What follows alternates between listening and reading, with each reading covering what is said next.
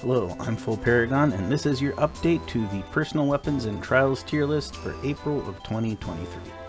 Personal weapons now go to +7, which means there's an additional trial you can unlock, which will give another minor stat boost.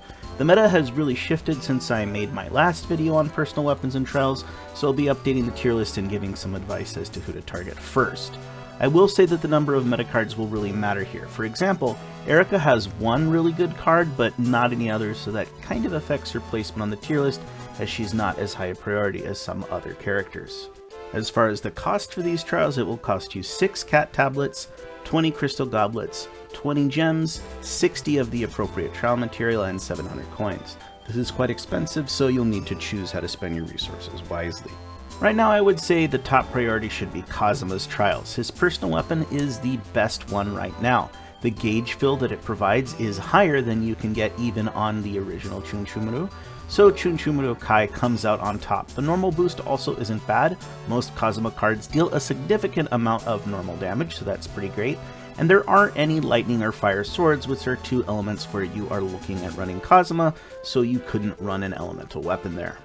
The other top tier character is of course Chris. Her weapon is fine if not the best. For her, elemental daggers are definitely the way to go, so get that wind and water dagger first. However, because she's so omnipresent, even that small boost matters, and her personal weapon is pretty good. The debuff conditional is very easy to fulfill, which means that you'll often be able to use her weapon on herself and then use the elemental dagger on someone else like Erica. She's definitely worth getting. Manicotti has pretty good gains on all of his trials, and his weapon is okay. It's not the best, but you can put Chunchumuru on someone else if you give him his personal weapon, and that's often what you'll want to do. As far as the goddess and the devil goes, Danmachi Aqua actually wants her personal weapon. Knock this down a tier if you don't have Danmachi Aqua or don't plan on using her. Vanir's Mask is also quite good on some of his cards. It has another debuff conditional, and since elemental staves tend to boost elemental damage, if Vanir is dealing mixed damage, that won't be quite as good. Godqua and the OG Vanir, however, want their elemental stabs, so keep that in mind.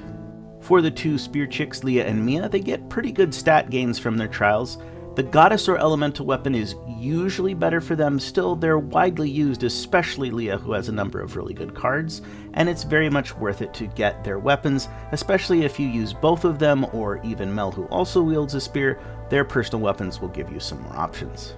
Onto the not quite as good characters. Wiz's personal weapon is the best for survivability. That said, for DPS you should be using an elemental weapon on her. Wiz still can be very good and has some good cards, but she's not the dominant meta presence she used to be and just isn't a top priority anymore. For Mel, like some characters I'll mention later, her personal weapon is really only good in one element since it boosts lightning damage. However, that element is basically the only one where Mel is really great, which is in lightning. Because it's the best weapon on her OG card, and you can use her original card all over the place as a very good weakness enabler, I would say getting her weapon should be a high priority, but not the highest. Other cards can use other weapons, although they aren't as good and won't see very much usage. For Iris and Megumin, the issue isn't their trials so much as their weapons. Iris would much rather use Chunchumuru and is really falling out of the meta. The same can be said for Megumin. Not only is she falling out of the meta, but she'd probably rather use a Blaze Staff, which actually has a higher magic bonus and will give a higher bonus to her explosion attack than her personal weapon does, leaving her personal weapon kind of pointless. Still, they're okay in a pinch, and their trials can be worth getting, especially since their cards do see some use. Erica's personal weapon is fine. A debuff conditional tends to be a little bit easier to fulfill than an HP conditional, which is what Erica has, so Chris will often end up using her personal weapon while you give an elemental dagger to Swimsuit Erica. I will also note if you don't have Swimsuit Erica, it's not really worth trying her up to +7, mostly because the only Erica card that sees any real usage right now is Swimsuit, although she will get better cards in the future. As far as the three Wizard Girls go, Rin, Arue, and Yunyun, their personal weapons are really awesome, but only in one element. They are worth crafting, but they're not a high priority. This is because when we get the Fez versions of their cards, they will definitely want to use their personal weapons, but that's going to be quite a while. Festival Yunyun will be the first one to come, but she won't arrive until June, so you can wait on getting that. As for all of the Cleric Girls, they would really rather use an elemental weapon. They're also mostly falling out of the meta. Cecily will get a pretty decent card soon, but Amy doesn't have anything on the near horizon, and Arabian Amy is pretty much dead because she doesn't work with Ainz. CeeLo still sees a little bit of usage, and when we get Fez CeeLo, she'll be kind of okay, but they're not high priorities by any means. So Darkness is a bit of a niche case. Her weapon is very good, but only in dungeons. In Arena, it's totally worthless. It can be worth getting, but it's probably not a high priority unless you're really struggling in the dungeon. Then we come to the absolute bottom of the barrel, which is Dust. Dust is never worth it. Don't bother. Even Festival Dust is relatively weak, and he's not going to arrive for over a year. Melissa and Komeko do have good cards, although Komeko's won't really arrive until Valentine's. Still, their personal weapons are absolutely terrible, and you will always use something else on them, so their trials are absolutely not a high priority. For an easy key visual, this is the tier list. I would put Chris and Kazuma in S tier, prioritize them first. You'll get the most benefit from finishing their trials, and their weapons are by far the most powerful. As far as Aqua, Mitsurugi, Leah, Mia, Mel, and Vanir go, their weapons are all quite good and do have their uses, but I don't think they're quite as pervasive. Either they're limited in scope, or there are some better options.